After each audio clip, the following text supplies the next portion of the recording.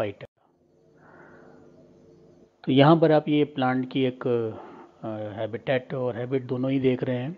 तो थोड़ा नम स्थानों पर रहता है, बहुत डेंसली ग्रो करता है और एक तरह से कारपेट की तरह फॉर्म कर जाता है। अगर प्रोस्टेट फॉर्म है तो, पेंडेंट फॉर्म है तो ये बड़े प्लांट्स के ऊपर रहता है और नीचे की तरफ ये लटकते रहते हैं, जैसे कि दूसरे जो कॉर्टिकोलस या एपिफिटिक ब्रायोफाइट्स हैं वैसे ही इनका हैबिटेट दोनों ही तरह से होता है। तो यहाँ पर जो आप देख रहे हैं ये कारपेट फॉर्मिंग है और प्रोस्टेट ग्रो कर रहे हैं। इसमें भी वही सब स्ट्रक्चर होते हैं जो अभी हमने पहले पढ़ा था कि इसमें रूट होंगी, राइजोफोर होता है, साथ में स्टेम होगा, स्टेम के अलावा लीव्स होंगी, लीव्स के अलावा स्ट्रोबाइलस होगा। तो वो सारी चीज़ें यहाँ पर पढ़ना है। ये एक प्लांट का व्यू है। इससे पहले कि हम आगे बढ़ें, यहाँ आप देख सकते हैं कि प्लांट आपको दिखाई पड़ रहा है। ये डॉर्सल व्यू, स्ट्रोबालाई, और ये वेंट्रल व्यू। वेंट्रल व्यू और डॉर्सल व्यू में जब आप देखते हैं तो फ़र्क क्या नज़र आ रहा है कि साथ में जो ये छोटी छोटी लीव्स हैं जो कि लिग्यूल कहे जाते हैं, इसमें ये हमें यहाँ पर दिख रहे हैं।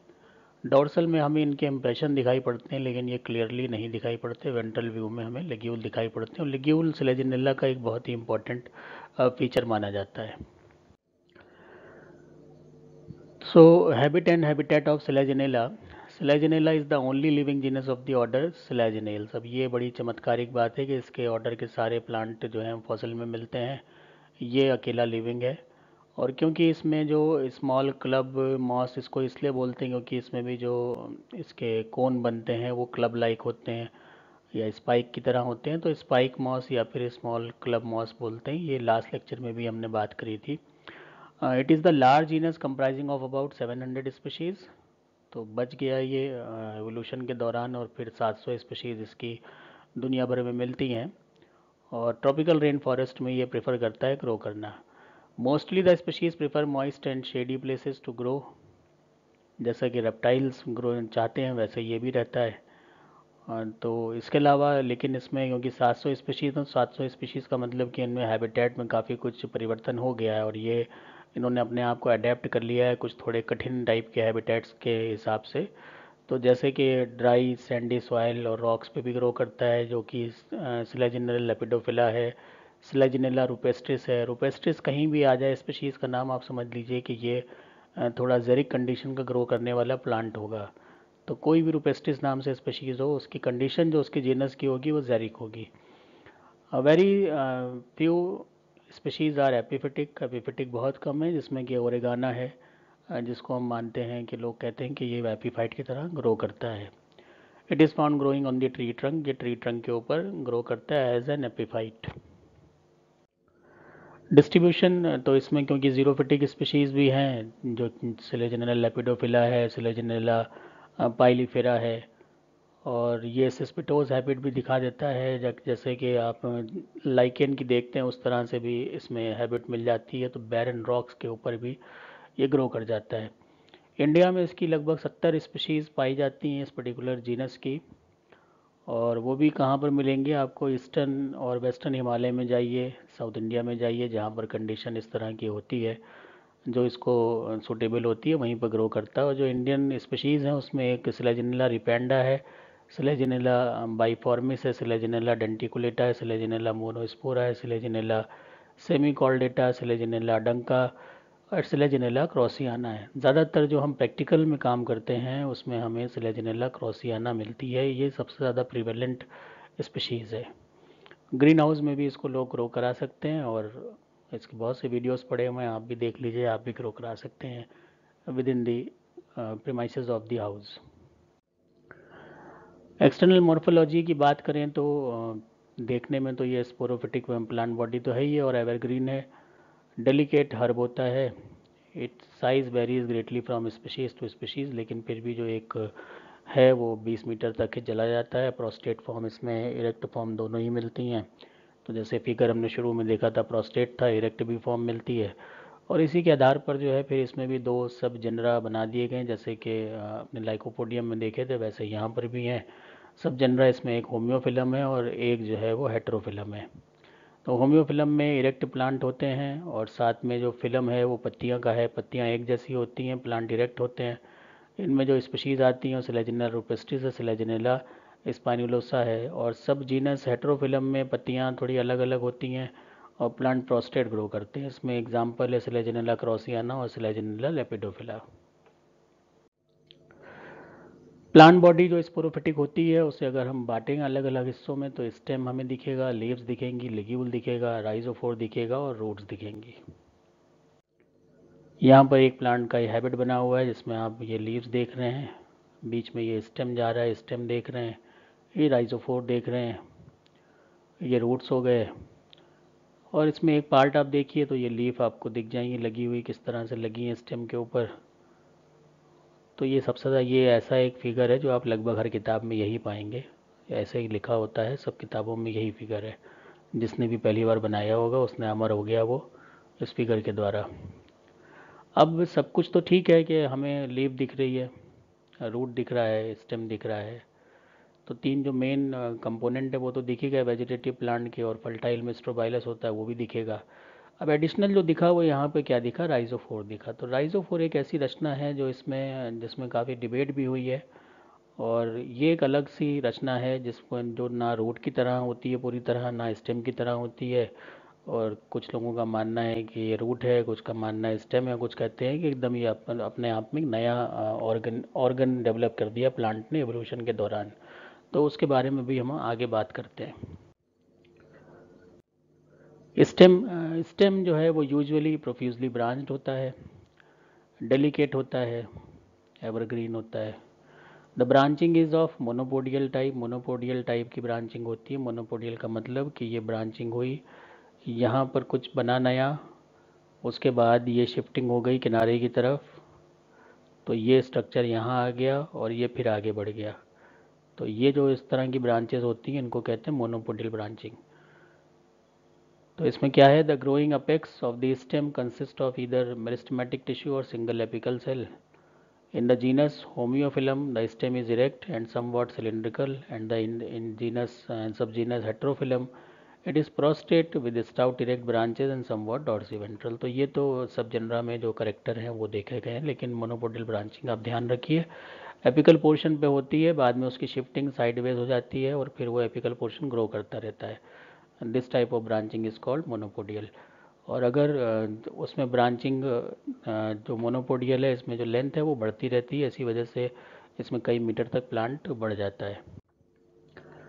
तो यहाँ पर एक सिलेजेनेला का जो एक्सटर्नल फीचर है उन्हें एक बार हम फिर से देख सकते हैं। तो ये तो अभी हमने पीछे फिगर देखा ही था, राइजोफोर वगैरह के बारे में बात हो गई थी। तो ये एक आपका जो अलग अलग क्रॉसियाना का है, जो ए डायग्राम है ये क्रॉसियाना का है, और जो ये सी डायग्राम में स्पाइनुलोसा का है। इसमें जो पत्तियां हैं वो स्पाइन की तरह हो गई, इसलिए इसका नाम स्पाइनुलोसा कर दिया गया। बाकी लगभग चीज़ें वही वैसे ही रहती हैं जैसे कि हमें क्रॉसियाना में मिलती हैं। और ये लीव्स का अरेंजमेंट है, वेंट्रल लीफ और डॉर्सल लीफ, दो तरह की लीव्स इसमें हमें दिख जाती हैं। Leaves, they are usually small, simple and lanceolate with pointed apex. Each leaf is provided with a single unbranched midrib in the subgenus Homeophyllum. All the leaves are same size, इसीलिए होमो का मतलब same और film का मतलब पत्ती, and spirally arrange forming a dense covering. और जबकि हेट्रोफिलम में लीव्स जो है वो डाइमॉर्फिक होती हैं, दो साइज़ की होती हैं, छोटी और बड़ी, और ये पेयर्स में अरेंज होती हैं। Small leaves are present on the dorsal side और बिगर वन वेंट्रल साइड पे मिल जाती हैं। Bigger leaves alternate with bigger ones and small leaves alternate with small leaves. तो ये इसके करेक्टर हैं सबजीनस हेट्रोफिलम के। Usually the leaves near the apical portion of the branch contain sporangia, जो कि माइक्रो और मेगा दोनों हो सकते हैं। और इनको जो ये पत्तियां जिसमें स्पोरेंजिया पाए जाते हैं इन्हें स्पोरोफिल्स कहते हैं या फर्टाइल लीव्स कहते हैं। तो ये स्पोरोफिल भी उसी तरह से माइक्रो या मेगा हो सकते हैं, जो भी ये स्पोरेंजिया धारण करेंगे वही नाम इनका पड़ जाएगा। The sporophylls are usually aggregate into condense structure which is known as strobilus. और कुल मिला के एक ऐसा कंडेंस स्ट्रक्चर बनाते हैं जिसको कहते हैं स्ट्रोबाइलस। तो ये फिगर में अभी हमने देखा था। यहाँ पर आप लीव्स को देख सकते हैं, जो छोटी बड़ी लीव्स हैं वो यहाँ दिख रही हैं आपको। ये बड़ी लीव्स हैं, ये अपने बड़ी लीव के साथ अल्टरनेट कर रही है। एक ये लीफ निकली, फिर एक इधर निकली, फिर इधर निकली। छोटी लीव जो है वो छोटी लीव्स के साथ अल्टरनेट कर रही हैं। तो ये तो कंडीशन हो गई हेटेरोफिलम की। और ये इसका और इनलार्ज व्यू है जहाँ पर आप छोटी और ये बड़ी लीव्स देख रहे हैं। लिग्यूल ये भी एक इम्पॉर्टेंट करेक्टर है, बहुत बार शॉर्ट नोट आता है लिग्यूल का, बीएससी में तो आता ही आता है, एमएससी में भी आ सकता है। On the adaxial side of the leaf, adaxial का मतलब स्टेम की तरफ वाला साइड, ये लीफ अगर हम बना रहे हैं तो ये एक इस तरफ का साइड है, इस तरफ का साइड है, तो ये adaxial. Adaxial side of the leaf near the base is present a small membranous outgrowth known as ligule. It is embedded at the base of the leaf in a pit like structure known as ligule pit. तो एक हल्का सा गड्ढा भी होता है जिसके अंदर से ये निकला होता है और ये लीफ होती है, इसमें ये ड्रिप जा रही है। इट में भी टंग शेप, ये टंग की तरह भी हो सकता है, जैसे कि स्लेजिनेला वो गिलाई में मिलता है, फैन शेप्ड हो सकता है, स्लेजिनेला मल्टिनसाई में मिलता है, फ्रिंज हो सकता है, इस तरह का हो सकता है।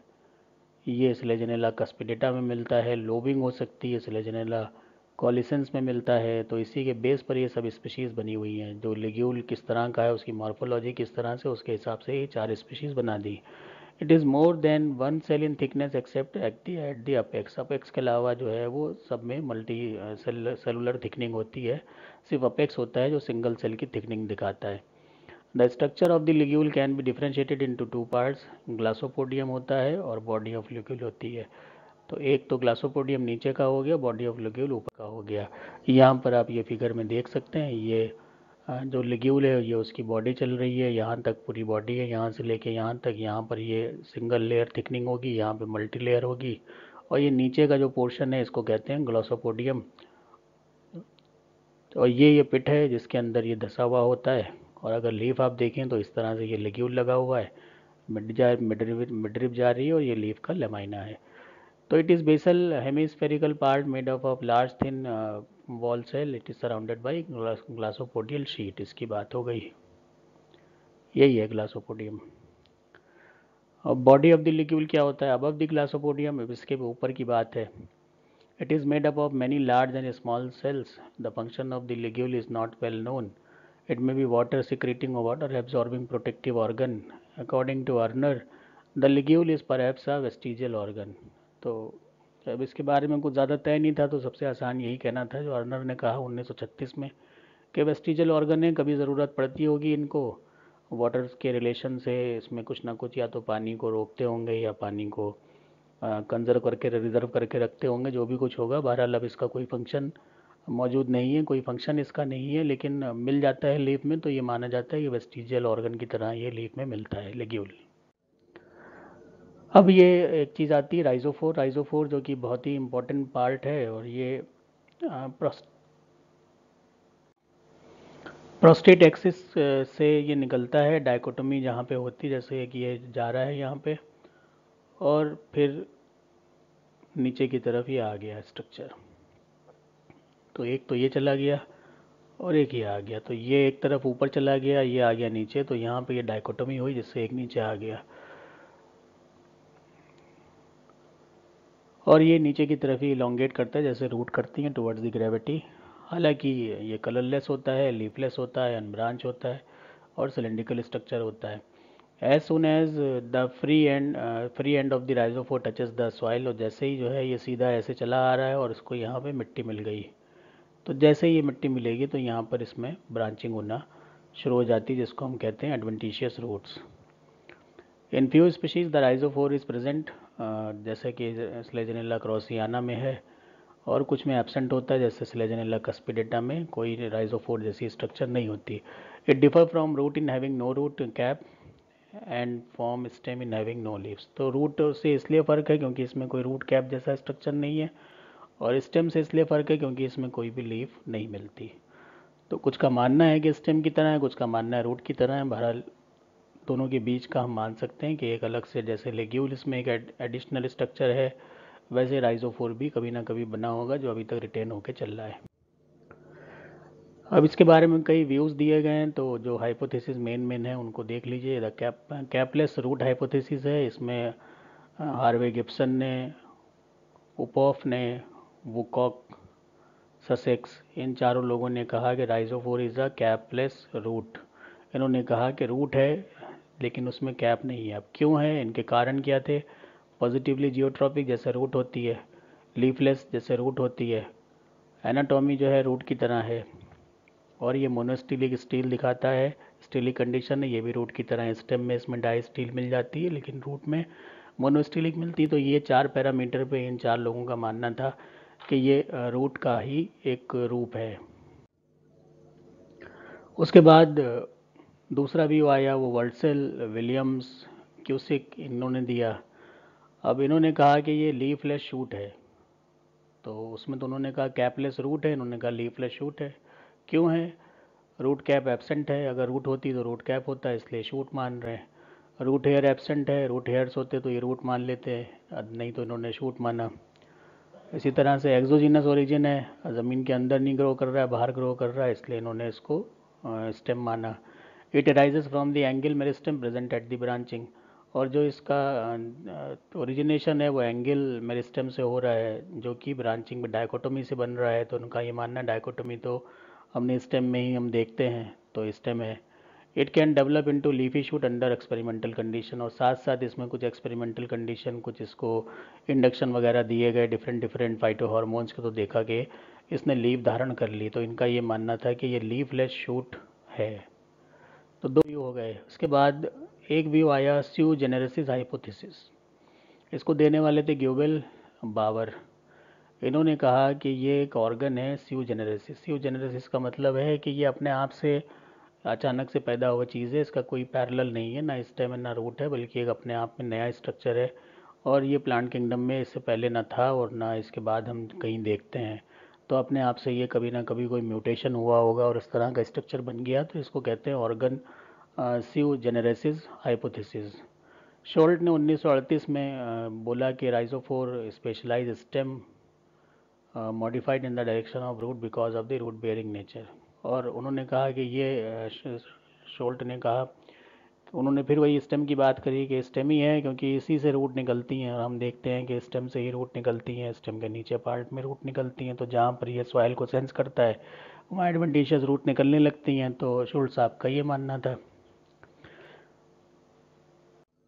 तो ये सब बातें हो गई। बहरहाल हम ये देखेंगे कि अब रूट क्या है। ये तो राइजोफोर की हाइपोथेसिस हो गई, इसमें कौन सी सही है कौन सी गलत है ये कोई बात नहीं है, आपको जब भी पूछा जाए तो आपको सभी बतानी है, और अपना व्यू देने की कोशिश आपको नहीं करनी है, आपको जो व्यूज़ दिए गए हैं वही लिखना है। अब हम बात करते हैं जो रूट हैं जिनके ऊपर कोई अपवाद नहीं है, कोई बवाल नहीं है कि रूट क्या है, उनको देख लेते हैं। दे ओरिजिनेट इधर from the tips of the rhizophore और डायरेक्टली फ्रॉम द स्टेम और from the swollen base of the hypocotyl. तो ये तो जगहें हो गई कहाँ कहाँ से ये निकल सकती हैं। ओरिजिन इसका एंडोजिनस होता है। They are usually dichotomously branch structure, इसमें भी डायकोटोमस ब्रांचिंग होती है। तो जो ऊपर साइंटिस्ट कह रहे थे कि स्टेम की डायकोटोमी होती है, तो यहाँ पर रूट में डायकोटोमी मिलती है, तो वहाँ पर वो स्टेम वाली हाइपोथेसिस कहीं ना कहीं गलत हो सकती है। The roots are provided with root caps and root hairs. अब इसमें क्या है कि ये दोनों चीज़ें थी जो राइजोफोर में नहीं मिलती हैं। बाकी इंटरनल एंटोमी बहुत कुछ मिलती जुलती दोनों की होती है, और अभी हम देखेंगे भी बिल्कुल ही मिलती जुलती हम मानेंगे, सिवाय किसके कि उसमें रूट हेयर्स नहीं होते।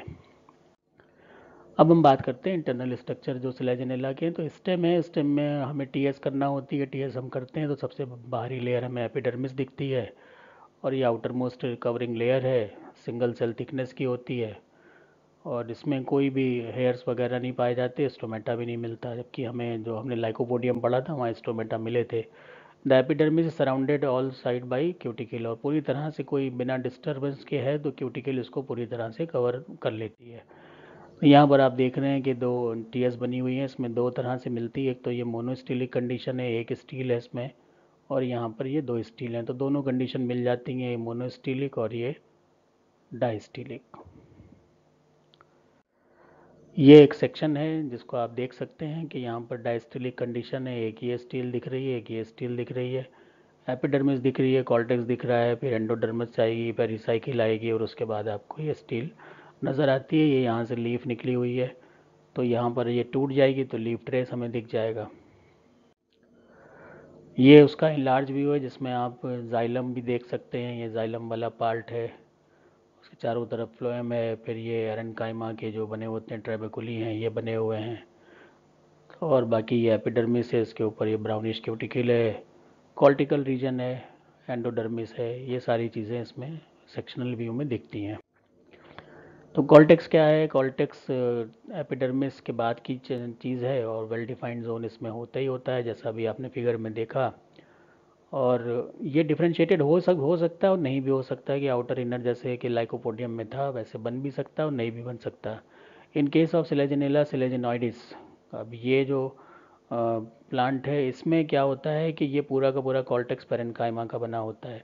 लेकिन सिलेजिनेला क्रॉसियाना है, इसमें क्या होगा, ये स्क्लेरेन्काइमेटस आउटर होता है और पेरेन्काइमेटस इनर कॉल्टेक्स होता है लाइकोपोडियम की तरह। तो ये थोड़ा सा लाइकोपोडियम की तरफ जाता हुआ दिखता है। The parenchymatous cortex is usually made up of angular cell. इसमें जो कॉर्टिकल सेल्स हैं, जो पेरेन्काइमेटस सेल्स हैं, वो एंगुलर होती हैं और इसमें कोई इंटरसेलुलर स्पेस होता भी नहीं, जैसा अभी हमने फिगर में देखा था, कोई भी इंटरसेलुलर स्पेस नहीं था। But in some cases the cells are rounded and provided with a few intercellular spaces. लेकिन कुछ केसेस में, कुछ स्पीशीज़ में थोड़े बहुत इंटरसेलुलर स्पेसेस मिल जाते हैं। अगर एंगुलर नहीं होगा तो इंटरसेलुलर स्पेसेस मिल जाएंगे, क्योंकि जब सेल्स गोल बनेंगी इस तरह से तो इसमें आपको ये स्पेस मिलना तय है। लेकिन जब एंगल लेके चलती हैं तो क्या होगा, स्पेस हमारा नहीं बन पाता है, चाहे वो सेल का साइज कुछ भी हो। Stele, the central portion of the stem is occupied by well developed steel.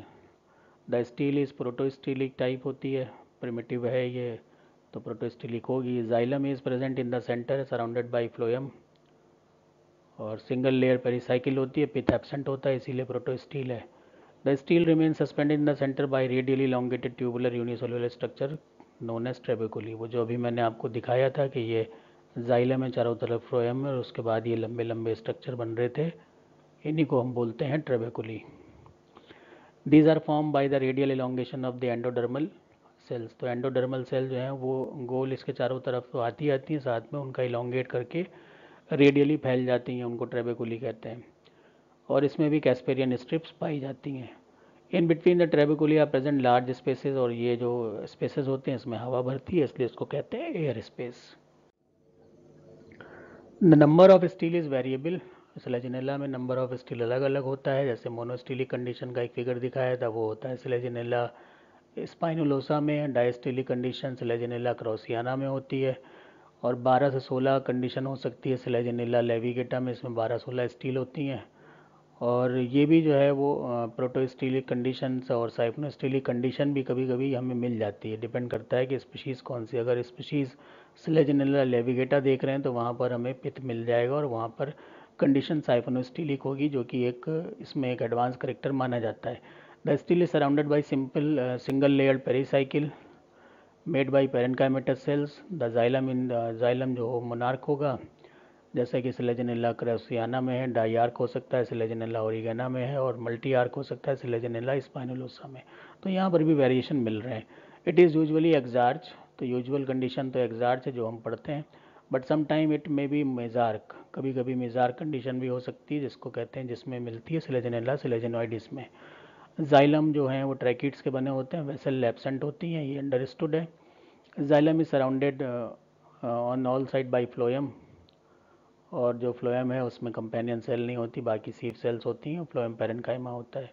Companion cells absent in phloem. अब हम बात करेंगे रूट की एनाटॉमी की। तो रूट की एनाटॉमी में एपिडर्मिस तो दिखेगी ही। अब इसमें क्या होगा कि रूट हेयर्स पाए जाते हैं, बाकी एपिडर्मिस जैसी होती है वैसी होती है, और क्योंकि रूट है तो उसमें कोई क्यूटिकल वगैरह नहीं होती। कॉर्टिकल रीजन है, इसमें वाइट जोन कॉर्टेक्स का होता है, और ये भी पूरा का पूरा पेरेन्काइमा का बना भी हो सकता है, और कभी कभी स्क्लेरेन्काइमेटस आउटर कॉर्टेक्स होता है जो कि हाइपोडर्मल रीजन बनाता है, जैसे स्टेम में होता है। और इसकी थिकनेस 3 to 5 सेल्ड हो सकती है। मैच्योर रूट्स जो सिलेजिनेला डेंसा में मिलती हैं उसमें पूरा का पूरा कॉर्टेक्स जो है वो स्क्लेरोटिक सेल्स का बन जाता है। एयर स्पेसेस भी रिपोर्ट किए गए हैं, जैसे कि सिलेजिनेला विल्डन वाई में, और इसमें ट्रेबेकुली मिली जैसे स्टेम में मिलती हैं। तो ये एक एक्सेप्शन है जहाँ पर लगभग स्टेम जैसा ही एनाटॉमी नज़र आई है। यहाँ पर आप देख सकते हैं टीएस ऑफ रूट, तो बहुत सिंपल सा इसमें फिगर है। बाहर की आप एपिडर्मिस देख रहे हैं, एपिडर्मिस में ये रूट हेयर हो गए। रूट हेयर के बाद आपका कॉर्टिकल जोन आ रहा है जो दो में बटा हुआ है, बाहर का स्क्लेरेन्काइमेटस, अंदर का पेरेन्काइमेटस, फिर एंडोडर्मिस हो गई, फिर पेरीसाइकिल हो गई, फिर उसके बाद फ्लोएम हो गया, और फिर ये जाइलम हो गया, जाइलम में प्रोटोजाइलम किनारे की तरफ है, मेटाजाइलम अंदर की तरफ है, ये सारी कंडीशन हो गई। और इस तरह से ये टीएस ऑफ रूट हम देख लेते हैं। तो एंडोडर्मिस जो है वो बहुत डिफाइन नहीं होती, होती है लेकिन डिफाइन नहीं होती, और होएगी भी तो सिर्फ एक सेल की थिकनेस की होती है। पेरीसाइकिल जो है वो रहेगी और डिफाइंड होती है, 3 लेयर्ड पेरीसाइकिल होती है जो कि पेरेन्काइमेटस सेल्स की बनी होती है। स्टील टिपिकल प्रोटो स्टील होती है, जाइलम एग्जार्च और मोनार्क होता है। One protoxylem group situated at the periphery, xylem is surrounded by phloem, सब तरफ से घिरा होता है ऑल साइड। स्ट्रक्चर जाइलम और फ्लोएम का वो सिमिलर होता है स्टेम के। तो वही कंपेनियन सेल फ्लोएम में एब्सेंट है, वेसल जो है जाइलम में एब्सेंट है। अब बात करेंगे राइजोफोर की, जिसमें बहुत डिबेट हुआ था। और राइजोफोर में हम देखते हैं एपिडर्मिस होती है लेकिन कोई रूट हेयर और स्टोमेटा जैसी चीज़ें नहीं होती। कॉल्टेक्स होता है जो कि उसी तरह से स्क्लेरेन्काइमेटस और इनर पेरेन्काइमेटस जोन में बटा होता है। एंडोडर्मिस होती है और ये इनर मोस्ट लेयर कॉल्टेक्स की कही जाती है। पेरिसाइकिल होती है जो कि सिंगल लेयर की होती है, रूट में 3-4 लेयर की होती है, यहाँ पर सिंगल लेयर की होती है। स्टील विथ प्रोटो स्टील होती है, जैसे कि स्टेम और रूट दोनों में उसी तरह की थी। प्रोटोजाइलम की जो पोजीशन है वो डिफरेंट डिफरेंट होती है अकॉर्डिंग टू स्पीशीज, जैसे कि इन सिलेजिनेला मल्टिनसाई जाइलम एग्जार्च होता है और मोनार्क होता है। सिलेजिनेला एट्रोब्रिडिस में मेटाजाइलम क्रिसेंटिक्स क्रिसेंट्रिक होता है with number of protoxylem stand situated on the concave adaxial side, तो वो क्रिसेंट शेप बना लेता है। सिलेजिनेला क्रॉसियाना, सिलेजिनेला पोल्ट्राई में प्रोटोजाइलम जो है वो मिजार कंडीशन होती है। तो ये सब वेरिएशन मिल जाते हैं स्टील के ऑर्गेनाइजेशन अगर हम बात करें राइजोफोर की।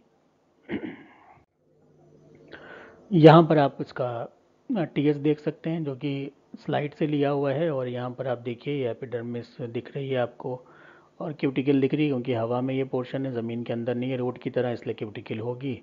उसके बाद बाहर का आपको ये थोड़ा सा डेंस स्क्लेरेन्काइमेटस जोन दिख रहा है, अंदर का पेरेन्काइमेटस जोन दिख रहा है।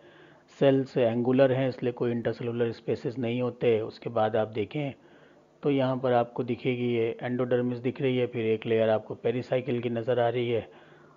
उसके बाद ये सब फ्लोएम हो गया ग्रीन ग्रीन, और ये सब जाइलम हो गया। ये फ्लोएम हो गया, ये पेरिसाइकिल हो गई, ये एंडोडर्मिस हो गई, ये इनर कॉर्टेक्स हो गया, आउटर कॉर्टेक्स हो गया, ये एपिडर्मिस हो गई और ये क्यूटिकल हो गई। तो इस तरह से ये स्ट्रक्चर नज़र आ जाता है हमको। ये उसका जो डायग्रामेटिक फिगर है वो है, यहाँ पर आप देख लीजिए। बस थोड़ा सा वहाँ एंगुलर हमें सेल दिख रही थी, यहाँ पर हमें जो है वो राउंडेड सेल दिख रही हैं। तो इंटरसेलुलर स्पेसेस कहीं कहीं नज़र आ रहे हैं आपको, तो वो कोई फ़र्क नहीं पड़ता। अगर आप एंगुलर बनाएंगे तो अपने आप स्पेसेस नहीं होंगे, और अगर आप गोल बनाएंगे तो स्पेसेस मिल जाएंगे, इसमें कोई फिक्र करने की बात नहीं है। तो ये लगभग उसी की पुनरावृत्ति है। लीफ की बात करते हैं। The TS of leaf show epidermis, mesophyll, single median vascular bundle. अब इसमें एपिडर्मिस बाहर की लेयर है, उसके बाद मीजोफिल आता है, फिर वैस्कुलर बंडल आते हैं जो बहुत सिंपल होते हैं। जो कि वैस्कुलर बंडल हैं वो कंसेंट्रिक होंगे और एम्फीक्राइबल होंगे, जिसको कहते हैं एक्टोफ्लोइक। फ्लोएम जो है बाहर की तरफ होगा। It is made up of few xylem tracheids और सराउंडेड बाई फ्लोएम एलिमेंट्स, जो कि सीव एलिमेंट्स होते हैं। कंपेनियन सेल्स यहाँ पे नहीं होती।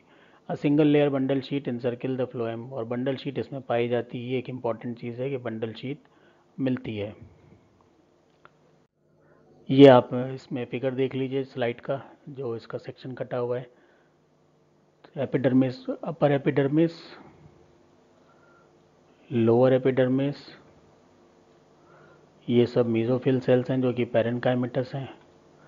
उसके बाद ये बंडल शीट सेल्स हैं, ये जाइलम हो गया, और बाहर की तरफ ये फ्लोएम हो गया। बीच में ये मल्टी सेलुलर थिकनिंग है इसकी, और जैसे जैसे ये किनारे की तरफ जाएगी तो यहाँ पर आपको सिंगल सेल की थिकनेस मिलेगी। यहाँ पर इसका डायग्रामेटिक रिप्रेजेंटेशन देख सकते हैं। Upper epidermis, lower epidermis, vascular bundle, intercellular spaces, mesophyll. अब एक सेल को आप देखें तो यहाँ पर ये इस तरह का क्लोरोप्लास्ट होता है। शेप इसका लगभग थोड़ा सा ये कप लाइक होता है, उतना बड़ा अच्छा कप नहीं जितना बॉल बॉक्स में होता है, लेकिन वैसे ही होता है। और पूरी सेल में ये लगभग जो है वो एक चौथाई से थोड़ा ज़्यादा हिस्सा, 40% हिस्सा ये कवर कर लेता है। तो उसी से पूरी फोटोसिंथेसिस होती है और प्लांट की लाइफ चलती है। ये मीज़ोफिल सेल का जो फिगर आप देख रहे हैं इसमें।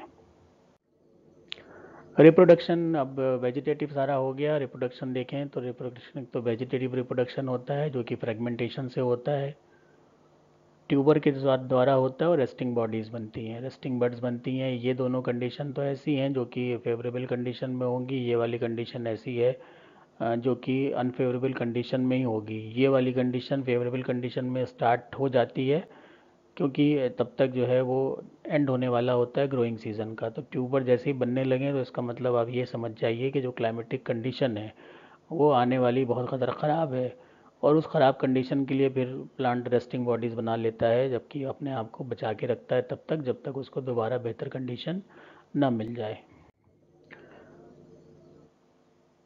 तो इस तरह से ये आप देखिए कि ये कुछ जो इसमें बड्स वगैरह हैं वो लीफ के एकदम मार्जिन पे बन जाती हैं और यही वहाँ छूट जाती हैं, गिर जाती हैं, और इसमें काफ़ी अच्छी प्रोटेक्शन बन जाती है। और ये प्रोटेक्शन ऐसी होती है कि इसको जो अनसूटेबल कंडीशन है उसमें बचा के रखती है और दोबारा से जर्मिनेट करके इसी तरह का प्लांट बना देती है। अब सेक्सुअल रिप्रोडक्शन की बात करें जो इसका बहुत इंपॉर्टेंट पार्ट है, तो इसमें स्पोर प्रोड्यूसिंग ऑर्गन्स होते हैं, क्योंकि सिलेजिनेला स्पोरोफिटिक प्लांट है, टू एन स्ट्रक्चर होता है, सेक्सुअल रिप्रोड्यूस करता है, हेट्रोस्पोरस कंडीशन मिलती है, दो डिफरेंट डिफरेंट टाइप के स्पोर्स मिलते हैं, मेगा स्पोर मिलता है, माइक्रो स्पोर मिलता है, और जहाँ बनते हैं उन्हीं के हिसाब से उनके नाम हो जाते हैं, मेगा स्पोरेंजिया, माइक्रो स्पोरेंजिया, और जिन पत्तियों पे बनते हैं उनको भी हम मेगा स्पोरोफिल और माइक्रो स्पोरोफिल कहते हैं।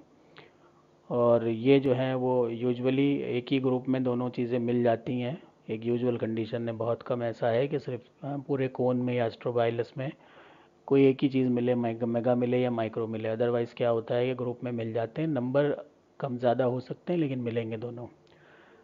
तो इसमें जो स्ट्रक्चर बनता है इनको मिला के कॉम्पैक्ट, वो बनता है स्ट्रोबाइलस, जिसको कोन भी कह सकते हैं आप। यही रिप्रोडक्टिव स्ट्रक्चर होता है। और इसमें जो लिग्यूलेट स्पोरोफिल्स हैं वो एग्रीगेट कर जाते हैं, अपेक्स के ऊपर ये बनता है, और बनने के बाद ये लगभग 1/4 और 2 to 3 इंच का ये स्ट्रक्चर होता है। अलग अलग स्पीशीज़ के हिसाब से साइज़ इसका बदल जाता है। अब इसमें जो है वो जो कस्पिडेटा और पटूला स्पीशीज़ हैं, इनमें ख़ास बात ये होती है कि अपेक्स पे ये बनता तो है, लेकिन ये जो अपेक्स एस्ट्रोबाइलस जहाँ बन जाता है उसके बाद भी वो ग्रो करता रहता है, और उस केस में फिर कंडीशन ऐसी होती है कि अपेक्स पे ना होके, जैसे अपेक्स पे ये बन गया और उसके बाद ये ग्रो करता चला गया तो धीरे से ये साइडवेज आ जाएगा, तो उसी को जो मोनोपोडियल ग्रोथ होती है वो होती है। अक्सर ये होता है कि जब अपेक्स पे बनता है तो उसके आगे स्टेम नहीं बढ़ता, लेकिन इन दो स्पीशीज़ में स्टेम आगे बढ़ जाता है, और इस वजह से हमें इनकी पोजीशन साइडवेज नज़र आती है। हालांकि बने ये वैसे ही होते हैं जैसे बाकी में बनते हैं अपेक्स पे ही, लेकिन इनकी पोजीशन बदल जाती है due to the additional growth of apex where they were form. यहाँ पर ये आप पिक देखिए, इसमें आपको ये पत्तियाँ दिख रही हैं जिनको स्पोरोफिल्स कहते हैं। इनके बिल्कुल आप बेस पर जाएंगे तो बेस पर लिग्यूल के साथ साथ आपको ये गोल गोल स्ट्रक्चर दिखाई पड़ रहे हैं, जिनमें हम मेगा स्पोरेंजियम कहते हैं और माइक्रो स्पोरेंजियम कहते हैं। मेगा स्पोरेंजियम में 4 मेगा स्पोर बनते हैं, माइक्रो स्पोरेंजियम में बहुत से माइक्रो स्पोर्स बन जाते हैं। तो ये एक वो पार्ट है जिसको हम स्ट्रोबाइलस कहते हैं या फिर कोन कहते हैं। और ये नेचर में जब ये बन जाते हैं तो आप देखिए पूरा प्लांट ग्रीन नज़र आ रहा है, लेकिन ये ब्राउनिश रेड कलर के आपको इनके सबके अपेक्स दिखाई पड़ रहे हैं। यहाँ पर ये इसका एक डायग्रामेटिक रिप्रेजेंटेशन है। आप ये पत्ती को देखिए, इसमें पत्ती में मिड वेन जा रही है, पत्ती का मार्जिन कटा कटा सा है, ये सब इस तरह से डेंटेड मार्जिन है। और यहाँ पर ये मेगा स्पोरेंजियम बन रही है, यहाँ पे माइक्रो बन रही है। मेगा स्पोरेंजियम में थोड़ा सा ये लोबिंग होती है, माइक्रो स्पोरेंजियम लगभग राउंडेड या ग्लोबस स्ट्रक्चर ही होता है। यहाँ पर आप ये देखिए वेजिटेटिव लीव्स यहाँ तक चली, इसके बाद ये पूरा स्ट्रक्चर बन गया। और जैसा कि अभी एक प्लांट में बताया था कि उसमें जो ग्रोथ है वो कंटिन्यू रहती है, तो ग्रोथ ये कंटिन्यू हो गई।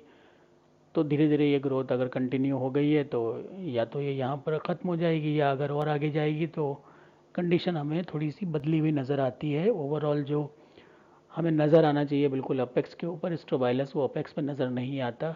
अभी प्लांट के अंदरूनी हिस्सों को हमें देखना पड़ता है स्ट्रोबाइलस को सर्च करने के लिए। The longitudinal section of strobilus shows that it is very simple structure, consists of central axis covered with spirally or densely arranged ligulate sporophylls, और ईच स्पोरोफिल जो है उसमें स्टॉक्ड स्पोरेंजियम मिल जाता है। पोजीशन जो है वो अलग अलग थोड़ा थोड़ा स्पीशीज़ में अलग होती है, कहीं कहीं एक्सिलरी होती है और कहीं कहीं ये कॉलाइन हो जाती है। Selaginella produce two types of spore, megaspore, microspore. Dimorphic condition है और इसी को कहते हैं हेटेरोस्पोरी। ये बहुत इंपॉर्टेंट टर्म है, पहली बार स्लेजनेला में ही हम प्लांट किंगडम में इसको पढ़ते हैं। In between the sporophylls and sporangium is present a small membranous structure which is called ligule। ligule की बात अभी हमने पीछे करी थी जिसमें ग्लासोपोडियम और बॉडी ऑफ लिग्यूल थी। तो यहाँ पर भी वो चीज़ मिलती है क्योंकि ये पत्ती ही रूपांतरित होती है, जो वेजिटेटिव लीफ है वही रूपांतरित होती है फर्टाइल लीफ में, और फिर उसका नाम स्पोरोफिल हो जाता है क्योंकि वो पत्ती स्पोर को धारण करने वाली होती है। ये आप इसका एलएस देख रहे हैं जिसमें ये वाले हिस्से तो मेगा हैं, इसमें आप नंबर कम देख रहे हैं, और यहाँ पर आप ढेरों देख रहे हैं तो ये तो माइक्रो हो गए या हम मेल कह सकते हैं, ये मेगा हो गए या फिर इन्हें हम फीमेल कह सकते हैं। तो इसमें आप देखिए कि एक तरफ सारे के सारे जो हैं वो मेल बन रहे हैं और एक तरफ सारे के सारे फीमेल बन रहे हैं। कंडीशन और भी अलग अलग होती हैं, किसी किसी में क्या होता है कि सारे फीमेल हैं और आखिरी का एक मेल है, या फिर इसका उल्टा हो सकता है कि सारे मेल है और आखिरी का एक फीमेल है। तो ये अलग अलग जो स्पीशीज़ हैं उसमें अलग अलग कंपोजिशन होता है इन कोन्स का। ये लार्ज व्यू है मेगा स्पोरेंजियम का, तो यहाँ पर ये आप स्पोरेंजिया देखिए और इसके अंदर ये स्पोर्स देख लीजिए। ये माइक्रो स्पोर्स आपको दिख रहे हैं, इसमें लेयर आप देख लीजिए, टेपिटम वगैरह सारी चीज़ें होती हैं इनको पोषण देने के लिए, और ये छोटा सा स्टॉक भी होता है, इसीलिए इसको कह रहे हैं स्टॉक्ड स्ट्रक्चर। यहाँ पर आप ये देखिए छोटा सा ये लिग्यूल लगा हुआ है और ये माइक्रोस्पोरोफिल है, ये लिग्यूल है और ये माइक्रोस्पोरोफिल है। तो strobilia usually bisporangiate, but the arrangement of the microsporophylls and megasporophyll differ in different species. जैसा मैं बता रहा था कि स्लेजनेला इन एक्विफोलिया में microspores are present on one side of the megasporophyll and other side जो है वो मेगास्पोरोफिल, एक साइड माइक्रोस्पोरोफिल, जिसका फिगर अभी हमने देखा।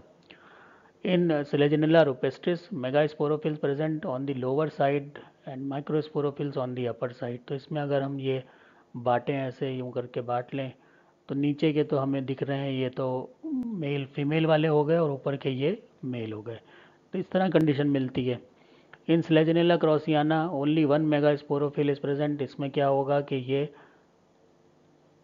सिर्फ एक यहाँ पर आपको मेगास्पोरोफिल मिल रहा है, बाकी सब में आपको ये माइक्रोस्पोरोफिल मिलेंगे। तो ये अलग अलग कंडीशन मिल जाती है।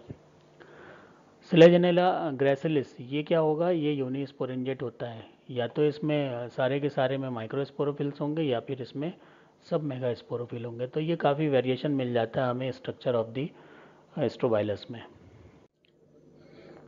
तो यहाँ आप देख सकते हैं कि ये डायग्रामेटिक रिप्रेजेंटेशन है जहाँ पर ये पार्ट तो ये फीमेल वाले हो गए मेगा और ये ऊपर मेल हो गए। इसी तरह से यहाँ पर अकेला ये फीमेल है, बाकी सब इधर मेल हैं और इधर भी सब मेल हैं। Microsporangium, each microsporangium is stock globular elongated structure, जो अभी फिगर में आपने देखा था। कलर इनका रेडिश टाइप का होता है और येलो और ब्राउन भी हो सकता है अलग अलग स्पीशीज़ के मुताबिक। वॉल इसकी 2 लेयर की थिकनिंग थी, वो हमें वहाँ डायग्राम में दिखी थी, एक बाहरी और एक अंदरूनी।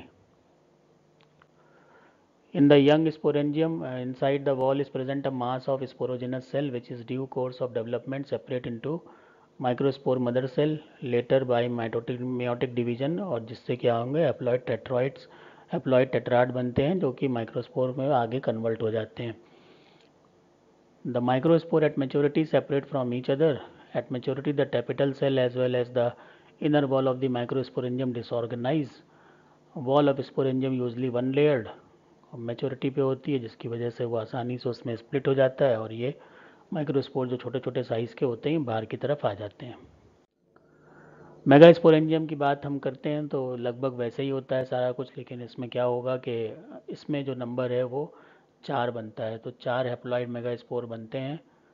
और इनमें भी 4 में क्या होता है कि 4 में हो सकता है कि कोई एक ही जो है वो आगे तक चले, और बाकी 3 का जितना भी मटेरियल होता है वो सब पहले वाले के जो एक बचा हुआ होता है जो एक्टिव होता है उसके डेवलपमेंट में लग जाता है।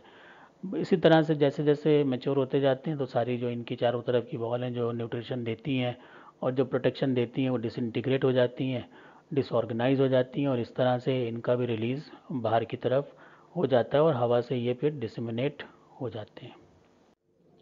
Development of sporangium and formation of spore as the position of sporangium is either cauline और फोलियर, तो स्टेम पे भी हो सकता है और पत्तियों के पास में भी हो सकता है जो इसकी पोजीशन है वो।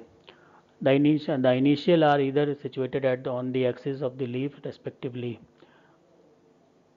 The development of sporangium and formation of spore micro और mega is similar up to the formation of spore mother cell. तो वहाँ तक तो सेम ही रहता है, उसके बाद फिर ये बदल जाता है। यहाँ कंडीशन यो स्पोरेंजेट टाइप की होती है, तो it take place with the help of row of initial which are known as sporangial initial, और क्रॉसियाना में ऐसा ही होता है। लेकिन सिंगल स्पोरेंजियल इनिशियल से भी एग्जाम्पल मिल जाता है जो कि स्लेजिनेला स्पाइनुलोसा में मिलता है। These cells are superficial in position, चाहे कुछ भी हो एक से बने या ग्रुप से बने, जो पोजीशन है वो सुपरफिशियल रहती है। These cells divide periclinally forming outer jacket initial and inner archesporial initial. The jacket initial by further periclinal anticlinal division form the jacket which is 2 cell thick. Archisporal initial divides all direction forming a group of cells is sporogenous tissue.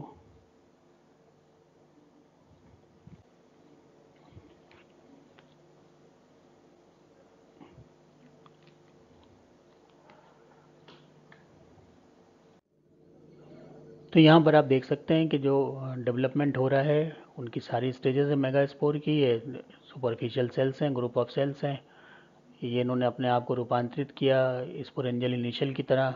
बाहर की jacket से initial बनी, अंदर की Archie स्पोरियल initial बनी, ये jacket बनना शुरू हो जाएगी, आर्की स्पोरियल टिश्यू बनना शुरू हो गए, और डेवलपमेंट होता है। पूरी जैकेट लेयर ये पूरा बाहर की तरफ आ जाता है, इसको कवर कर लेती है जैकेट लेयर, अंदर की तरफ ये सारा स्पोरोजिनस मास डेवलप होता रहता है। तो अंदर ये स्पोरोजिनस टिश्यू बन गया, और यहाँ पर आप देखें कि ये टेपिटम भी बन जाता है जो पोषण का काम करता है। तो जैकेट लेयर 2 लेयर की हो गई, टेपिटम 1 लेयर का होगा, कुल मिला के 3 लेयर का प्रोटेक्शन हो गया। उसके बाद जब ये मैच्योर होते हैं तो अगर यहाँ तक तो डेवलपमेंट एक सा ही दोनों में रहता है, चाहे वो माइक्रो हो चाहे मेगा हो। जब मैच्योर होंगे तो यहाँ पर अगर बहुत से बन जाते हैं, मियोसिस के फलस्वरूप मियोसिस हुई, उसके बाद फिर उसमें और भी डिवीज़न हुए, माइटोटिक हुए, तो बहुत से बन गए। तो यहाँ पर आप देखते हैं कि ये बहुत से बन गए माइक्रोस्पोरेंजिया, जबकि यहाँ पर ये 4 बनते हैं। तो 3 एक व्यू में दिख रहे हैं तो होते ये 4 हैं। इनमें जो है वो शेप थोड़ा सा लोबिंग लिए हुए होता है, इसका शेप जो है वो लोबिंग लिए हुए नहीं होता। बाकी सब कुछ स्ट्रक्चर एक सा ही हमें मिलता है। अब माइक्रोस्पोरेंजियम में क्या होता है कि चारों के चारों जो हैप्लॉइड हैं वो फंक्शनल होते हैं, लेकिन जो मेगास्पोरेंजियम है उसमें क्या होता है कि जो सब हैं वो सब फंक्शनल नहीं होते और डिजनरेट कर जाते हैं, और कोई एक जो है वो टेट्राड का बचा रहता है जिससे सारा कुछ आगे का डेवलपमेंट होता है। तो यहाँ पर ये भी ध्यान रखना है कि 4 में एक ही रहता है जिससे सब आगे चलता है। 3 नॉन फंक्शनल होते हैं, वो डिसइंटीग्रेट होकर अपना सारी एनर्जी जो फंक्शनल है उसकी तरफ ट्रांसफ़र कर देते हैं, जबकि यहाँ पर ऐसा नहीं होता। इसी वजह से इनके साइज़ जो है वो काफ़ी बड़ा हो जाता है और इनका साइज़ बहुत छोटा होता है। गेमेटोफिटिक जनरेशन अब आ गई, स्पोर बन गए, माइक्रो भी बन गए, मेगा भी बन गए। तो स्पोर जब आ गया तो इसका मतलब गेमेटोफाइट वजूद में आ गया। The development of male and female gametophyte जो होते हैं वो प्रोथैलाई बनाते हैं, और ये हैप्लॉइड जो माइक्रोस्पोर हैं जिनकी एन जिनको हम कह सकते हैं, इनसे फीमेल और मेल ये दोनों ही बन जाते हैं। स्पोर जो बनते हैं, माइक्रोस्पोर का साइज़ है वो इतना होता है 0.015 टू 0.05, और मेगा स्पोर जो हैं वो बड़े होते हैं 1.5 टू 5 मिलीमीटर के आसपास होते हैं। और इनमें जो कवरिंग होती है उसमें एक्सोस्पोर, मीजोस्पोर, एंडोस्पोर ये मिलता है। यहाँ पर जो कवरिंग होती है उसमें आउटर थिक एक्सोस्पोर होता है और इनर जो है वो एंडोस्पोर होता है। तो यहाँ पर 2 लेयर की कवरिंग है और यहाँ पर 3 लेयर की कवरिंग है। यहाँ पर आप ये फिगर देख रहे हैं कि जो जर्मिनेट करके स्पोर प्रोथैलस को बनाने की कोशिश में लगा हुआ है। ये स्पोर आ गए बाहर और फिर ये गैमेटोफाइट बन रहा है जिसको हम प्रोथैलस कह सकते हैं, और उसी के ऊपर फिर आर्चिगोनिया और एंथीडिया का डेवलपमेंट होता है और एंथ्रोजॉइड बनेंगे, एक्सेल बनेगी, फर्टिलाइजेशन होगा और बाद में फिर से दोबारा से जो स्पोरोफिटिक जनरेशन है वो रिटेन हो जाएगी। तो ये स्पोर का जर्मिनेशन है और ये जो प्रोथैलस जिस तरह से बनता है वो आप देख सकते हैं। ये तो स्पोर हो गया, जर्मिनेट कर रहा है और प्रोथैलस बन रहा है। ये स्पोर का स्ट्रक्चर आप डिटेल में देखना चाहें तो यहाँ से आप थोड़ा बहुत पढ़ सकते हैं आगे। हालांकि ये सब चीज़ें जो हैं बार बार पूछी नहीं जाती, बीएससी लेवल की हैं। तो सिर्फ ये देखना है कि क्या कंपोजिशन है। तो ये बाहर की एक्साइन दिख रही है, अंदर की एंटाइन दिख रही है। एक्साइन ऑर्नामेंटेड है, एंटाइन स्मूथ है, एक न्यूक्लियस है, साइटोप्लाज्म है और अंदर की एक लेयर है जिसको एंडोस्पोर कहते हैं। तो ये बात हो गई। एक्सोस्पोर रप्चर करेगी, एंडोस्पोर से जो है वो जर्मिनेशन आगे होगा। ये ट्राई रेडिएट मार्क है जहाँ से जो है वो जर्म ट्यूब बाहर की तरफ आती है और फाइनली एक प्रोथैलस को बनाती है।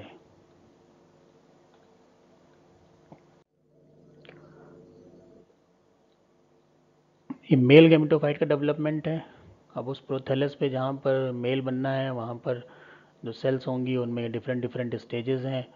एंथीडियल सेल बन गई, प्रोथेलियल सेल हो गए। प्रोथेलियल सेल डिवाइड एक बार करेगी, उसके बाद फिर वो रुक जाती है और बाकी फिर डेवलपमेंट एंथीडियल सेल से होता है। और आप देखते हैं कि नंबर ऑफ सेल्स बढ़ते चले जाते हैं, 4 बनेंगे, 8 बनेंगे, फिर उसके बाद इस तरह की स्टेज आती है। प्राइमरी एंड्रोगोनियल सेल बन गया, उसके बाद इसमें डिवीज़न होते हैं, डिवीज़न के बाद फाइनली एंथ्रोजॉइड बन जाते हैं। अब क्योंकि सिलेबस में डेवलपमेंट इनका नहीं है तो इसलिए मैं नहीं बता रहा हूँ डेवलपमेंट। इसको किसी भी किताब से आप पढ़ सकते हैं। बीएससी में भी आपने जो किताबें पढ़ी उनमें भी ये मौजूद होगा, नहीं तो आपको नेट पे भी मिल जाएगा, development of male and female gametophyte in Selaginella. यहाँ पर ये डेवलपमेंट फीमेल गैमेटोफाइट का है। अब यहाँ पर एक विशेष बात ये होती है कि थोड़ा सा ये जो डेवलपमेंट है वो पहले तो इसमें सिर्फ न्यूक्लियाई डिवाइड करती हैं, सिर्फ न्यूक्लियाई डिवाइड करती चली जाती हैं और बाद में सेल्स बनने लगती हैं तो सेल्स ऊपर से नीचे की तरफ बनती आती हैं। तो यहाँ पर ये थोड़ा सा कुशन लाइक स्ट्रक्चर बन जाता है। बाकी सेंटर में वैक्यूल बनती चली जाती है और सारा जितना भी एक्टिविटी होती है वो पेरिफेरल होती है। ये बस विशेष बात है जो याद रखनी है आपको। जितनी सेल्स हैं नई नई वो सब पेरीफेरी पे बनती हैं और बीच में एक सेंट्रल वैक्यूल होती है। तो इस तरह से मेगास्पोर का जो जर्मिनेशन के बाद फाइनली फीमेल गैमेटोफाइट हमें मिलता है। अब फीमेल गैमेटोफाइट जो मिल जाता है वो किससे मिल रहा है? मेगास्पोर से मिल रहा है। अब उसमें किस तरह से आगे डेवलपमेंट होता है वो क्रॉसियाना का एग्जाम्पल ये दिया हुआ है। यहाँ आप देख सकते हैं कि जो इसमें बहुत सी सेल्स बन गई तो इसमें आर्चिगोनिया का डेवलपमेंट होता है। आर्चिगोनिया के डेवलपमेंट के साथ साथ इसमें कुछ पोर्शन राइजोइड्स बना लेता है ताकि राइजोइड जो है वो सपोर्ट कर सकें डेवलपिंग आर्चिगोनिया को, क्योंकि जब तक ये आर्चिगोनिया बनना स्टार्ट होती तब तक ये बाकी चीज़ें जो स्पोर की होती हैं वो डिग्रेड करने लगती हैं और सारी सप्लाई ख़त्म होने वाली होती। तो सप्लाई को ख़त्म होने से पहले पहले राइजोइड्स का आ जाना बहुत ज़रूरी होता है ताकि वो उसे आगे का पोषण दे सके। तो एक तरफ ये चीज़ें ख़त्म हो रही होती हैं और यहाँ पर डेवलपमेंट राइजोइड का होता है जो सीधा सप्लाई करता है डेवलपिंग आर्चिगोनिया को। और आर्चिगोनिया के अंदर फिर वो सारी चीज़ें neck cell, neck canal cell, ventral canal cell और एक्सेल बनती हैं जिसमें बाकी सब डिसइंटीग्रेट कर जाती हैं सिवाय एक्सेल के। और फर्टिलाइजेशन की प्रोसेस उस तरह से एंथ्रोजॉइड के जो यूनियन है वो होती है और वहाँ पर जाइगोट का फॉर्मेशन होता है। ये फिगर जो दिख रहा है ये आपको दिख रहा है डेवलपमेंट ऑफ आर्चिगोनियम किस तरह से होता है, जो अभी हमने पीछे बात करी। तो देखिए कि ये सारा पोर्शन वो वाला है जो प्रोथैलस का है।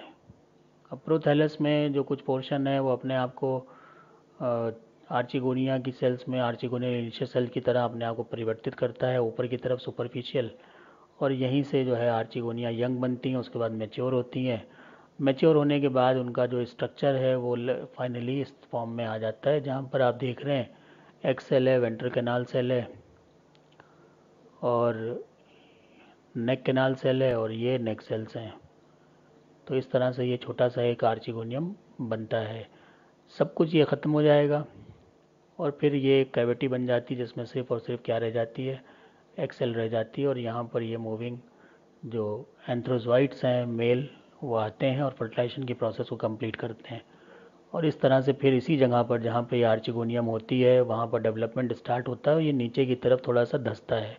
यहाँ पर फिर बनेगा जाइगोट, और जब जाइगोट डेवलप होता है तो दोबारा ये वापस ऊपर की तरफ आता है, जब तक ये सारी चीज़ें जो हैं वो ख़त्म हो जाती हैं और फिर हमें एक नया प्लांट का जो उद्भव है वो होते हुए दिखाई पड़ता है। यहाँ पर स्ट्रक्चर ऑफ मैच्योर आर्चिगोनियम है, तो ये आप थोड़ा सा पढ़ने के हिसाब से देख लीजिए। 2 टीयर्स होती हैं नेक की, जिसमें 4 सेल्स आप देखी थी आपने अभी पीछे फिगर में। उसके अलावा 2 नेक कैनाल सेल्स हो गई, वेंट्रल कैनाल सेल एक होती है, दोनों डिसऑर्गेनाइज हो जाएंगे और सिर्फ छोड़ देंगे एक एक्सेल को, जाकि एक्सेल जो है वो फाइनली यूनियन कर सके एंथ्रोजॉइड के साथ में। तो इस तरह से फर्टिलाइजेशन हो गया। तो वाटर इज़ नेसेसरी। मैंने उस दिन भी बताया था कि ये भी एम्फीबियंस होते हैं, हालांकि इतने मशहूर नहीं होते। स्विमिंग एंथ्रोजॉइड जो हैं वो आते हैं जैसे कि ब्राइफाइट में आते हैं, लगभग वैसी कंडीशन यहाँ होती है कि मोटेक्टिक मूवमेंट होता है। आने के बाद वो फ्यूज़ होते हैं और जाइगोट का निर्माण करते हैं। अब ये जो फर्टिलाइज एग है ये सिक्रीट करने लगता है अपने चारों तरफ एक वॉल को, और एक रेस्टिंग स्टेज में चला जाता है जिसको ओ स्पोर हम कहते हैं।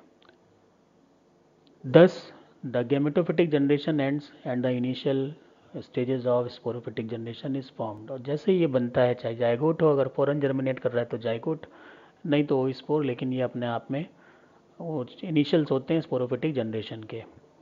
इन some species like Selaginella intermedia egg develops into embryo without fertilisation, और इसमें जो है कोई फर्टिलाइजेशन के बिना ही डेवलप हो जाता है, और इसी को कहते हैं पार्थेनोजेनेसिस। तो ये कंडीशन भी इसमें देखी गई। उसके बाद जो है वो एम्ब्रियो का डेवलपमेंट होगा, जिसको यंग स्पोरोफाइट भी कह सकते हैं। इसमें भी उसी तरह से होता है कि सेल डिवाइड करती हैं, एपीबेसल सेल बनेगी, हाइपोबेसल सेल बनेगी, सस्पेंसर बनेगा। उसके बाद फिर सेल्स में और डिफ्रेंशिएशन होते हैं, कुछ सेल्स जो हैं वो शूट इनिशियल बना लेंगी, कुछ जो है वो रूट इनिशियल बना लेंगी, और इस तरह से जो है वो राइजोफोर, फुट और कॉटलीडेंस, इनके सबके अपने अपने अलग अलग रीजन्स बन जाते हैं, जैसा कि लाइकोपोडियम में आपने देखा था। वैसे यहाँ पर भी होता है, और फाइनली जो है हम एक प्लांट की तरफ बढ़ते हैं, जो कि एक छोटा सा प्लांट बनना शुरू हो जाता है। यहाँ पर आप कंडीशन देख सकते हैं, ये आप देखिए कॉटलीडेंड्रन रीजन है, ये लिग्यूल बन रहेगा, इससे इससे स्टेम बनेगा, इससे रोड बनेगी, ये आपका राइजोफोर बनाएगा, ये सस्पेंसर हो गया। तो वही सारा स्ट्रक्चर जो है इतने हिस्सों में बदल जाता है, क्योंकि यही सारे वो स्ट्रक्चर हैं जो हमें एक मैच्योर या यंग प्लांट में दिखाई पड़ते हैं। तो लगभग सारी स्टेजेस हमने यहाँ तक कवर कर ली। In some species of Selaginella like Selaginella opus and Selaginella rupestris, the mega gametophyte are never shed from the megasporangium and remain on the strobilus. The oospore completes its development within the megasporangium and the young embryo grow into seedling, develop primary roots and then fall on the ground। अब यहाँ पर क्या है कि यहाँ पर जो level of protection है डेवलपिंग एम्ब्रियो का वो वहीं पर होता है जहाँ पर ये फर्टिलाइजेशन की प्रोसेस होती है। तो इस तरह से ये जो प्रोटेक्शन है वो बना रहता है, और इसको हम ये कहते हैं कि ये भी एक डेवलपमेंट की तरफ एक बड़ा कदम था, कि जो चीज़ें नई बन रही हैं उनको पुरानी चीज़ तब तक प्रोटेक्ट करती है जब तक कि वो नई चीज़ अपने खुद काम करने के लायक ना हो जाए, जब तक उसमें प्राइमरी रूट ना बन जाए तब तक वो सारा कुछ जो सप्लाई है और जो प्रोटेक्शन है वो वही दे रहा है, जो कि उसका पेरेंटल टिश्यू होता है। तो ये कंडीशन Selaginella एपस और Selaginella rupestris में देखने को मिल जाती है। लाइफ साइकिल पैटर्न हम देख सकते हैं, तो इसमें स्पोरोफिटिक प्लांट होता है ये, और माइक्रो बना, मेगा बना, इस तरह से हेट्रोस्पोरस प्लांट कहलाता है।